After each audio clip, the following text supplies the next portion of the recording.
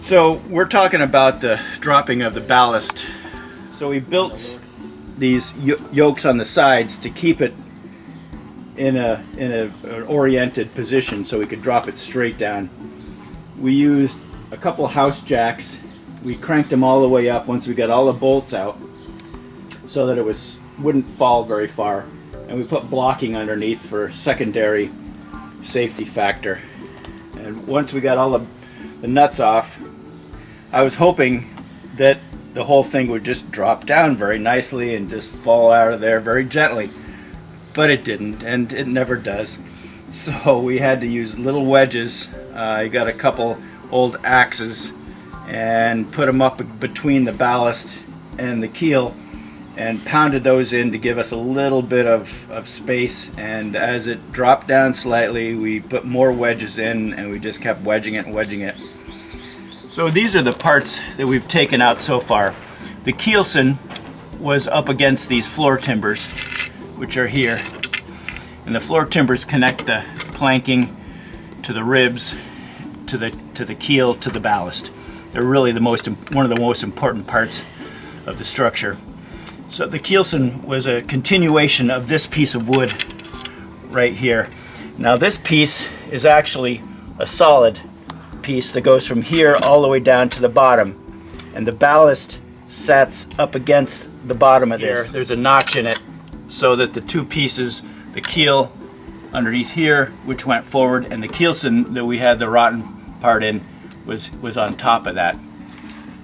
We had to take the bottom part of the keel down in one piece, and then the rest of the keelson, which was attached to the end of this, to the forward part of the forward piece, this is a piece of it that this is one of the best pieces that we had.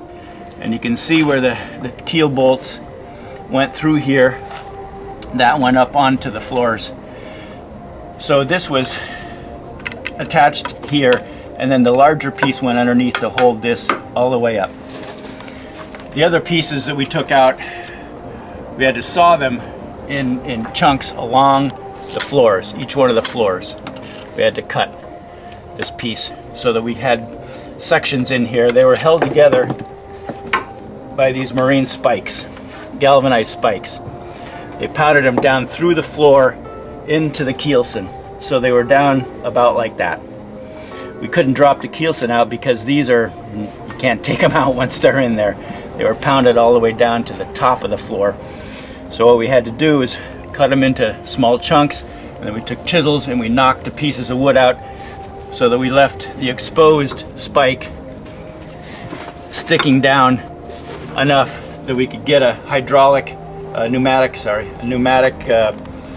hammer underneath here and drive them back up far enough out of the floor timbers that we could get a really big leverage with a crowbar and pull them right out of the floor timbers, so we could salvage the floors without leaving any steel inside of them to rust later on and create iron sickness in the wood.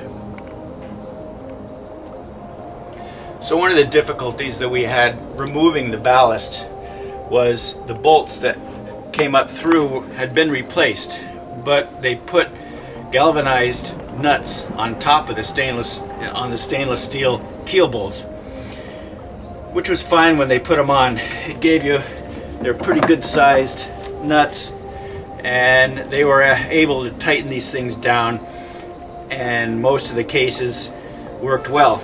Unfortunately, a lot of them had degraded because they weren't stainless steel on stainless steel. It was galvanized. Once again, the galvanizing goes away and you're left with nothing but steel. So they made these big washers, these stainless steel washers. They put this on the keel or keelson, and then they put the nuts on top and tightened them down.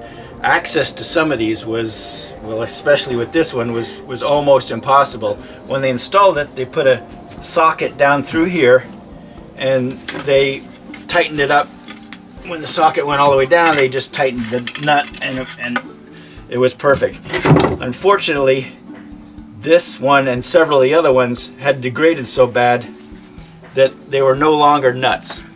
and we couldn't put a big wrench on them or a socket or anything else to get it off, get them to loosen them up. So what we had to do in this situation, we couldn't get a wrench even in between here. I tried using a pipe wrench, but it just didn't have the throw. I couldn't do anything to it.